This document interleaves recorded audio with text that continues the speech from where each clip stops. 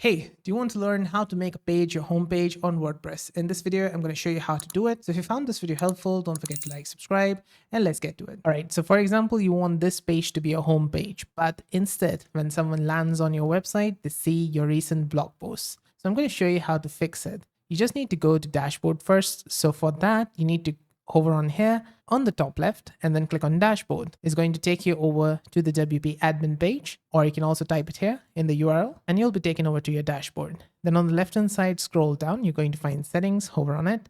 And on the right hand side, click on reading. Then it's going to take you over here. You're going to find this, your homepage displays. Next to it, you've got your latest posts. We want to switch it to a static page. Now you can select below. Now, if you're not sure which homepage you want to select, what you need to do is go over to pages on the left hand side, click on here. Then you're going to find all your pages inside it. So let's say I want to select this one. I'm going to click here, right click it, view button, open in a new tab. Okay, this is the one that I want, but I can click here on quick edit and I'm going to change this home to new so that I can find it inside that drop down. All right, let's go back here in reading settings and I'm going to select this home new here in the home page, and the post page, I'm going to select it with blog like this and then click on save changes. And that's it. As someone lands on your main website, they're going to be landed over to your main page. If it is not working still, you need to make sure that you have purged all cache. Maybe you've got caching built in your hosting provider, like in Cloudways, they've got this varnish cache.